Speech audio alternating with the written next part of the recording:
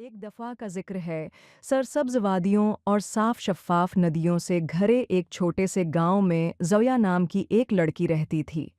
ज़ोया नर्म दिल और हकीकी तौर पर नेक तबीयत थी।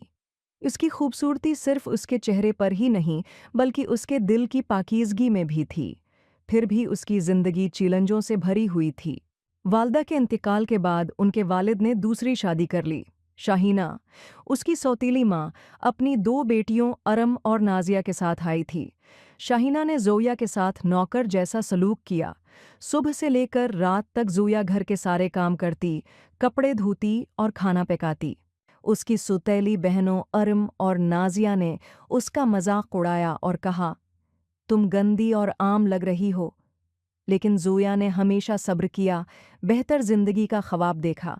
एक रात सितारों के नीचे ज़ोया ने चांद से अपनी ख्वाहिशात शेयर कीं। काश मेरी जिंदगी बेहतर हो, उसने कहा। इसकी सरगोशी नूर परी तक पहुंच गई, वो परी जो ख्वाबों की हिफाजत करती थी। एक दिन गांव में प्रिंस आर्यन के महल से ऐलान हुआ, शहजादे के एजाज़ में एक अजीम अलशान गेंद का इनेकाद किया जाएगा। हर नौजवान लड़की को मदहू किया जाता है। ये सुनकर शाहीना और उसकी बेटियां खुशी से झूम उठें, अपने कपड़े और ज़ेवरात तैयार कर रही थीं। ज़ोया ने भी शरकत का ख्वाब देखा, लेकिन शाहीना ने हंसते हुए कहा, तुम नौकर घर रहो और काम करो। गेंद की रात शाहीना और उसकी बेटियां चली गईं। ज़ोया को चौलाहा अकेला छोड़कर आंसू बहा रहा था। अचानक कमरा रोशनी से भर गया।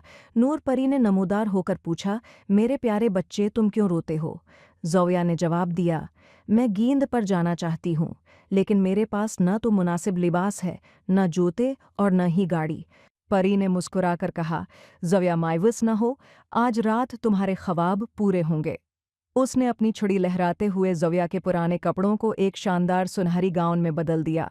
उसके फटे हुए जूते नाजुक सुनहरी चप्पल में बदल गए और कदू एक शानदार गाड़ी बन गया। याद रखो, परी ने खबरदार किया, जादू सिर्फ आधी रात तक रहता है, तुम्हें उससे पहले लौट जाना चाहिए। ज़ोया मशकूर दिल के साथ महल पहुंची। जैसे ही वो बाल रूम में दाखिल हुई, सब उसकी तरफ देखने लगे, बशमूल प्रिंस आरीन, जो उसकी खूबसूरती से मशहूर था। वो उसके करीब आया और कहा, किया मैं ये डांस कर सकता हूँ? ज़ोया ने शर्माते हुए इत्तिफाक किया। उन्होंने शानदार फानूस के नीचे खूबसूरती से रक़स किया और ज़ोया को ऐसी खुशी महसूस हुई जैसी पहले कभी नहीं थी। लेकिन जैसे ही घड़ी के 12 बज रहे थे, ज़ोया को परी की वार्निंग याद आ गई। वो एक सुनहरी चप्पल सीढ़ी पर छोड़कर महल से भाग गई। शहजादे ने उसे रोकने की कोशिश की, लेकिन वो रात को गायब हो गई। अगली सुबह शहजादा आर्यन ने ऐलान किया कि वो इस लड़की से शादी करेंगे जिसके पाँव में सुनहरी चप्पल लगेगी। शहजादा हर घर में जाता। जब वो ज़ोया के घर पहुंचा तो शाहीना ने ज़ोया को छुपाते हुए कहा, यहाँ कोई और नहीं है। लेकिन फिर ज़ोया सीढ़ियों से नमूदार हुई। वो सुनहरी चप्पल में अपना पाँव बिल्कुल फट करती है। शहजादा मुस्कुराया और बोला, ये तुम हो, गेंद की रात से मेरे साथी। शाहीना और उसकी बेटियां हैरान और परेशान रह गईं।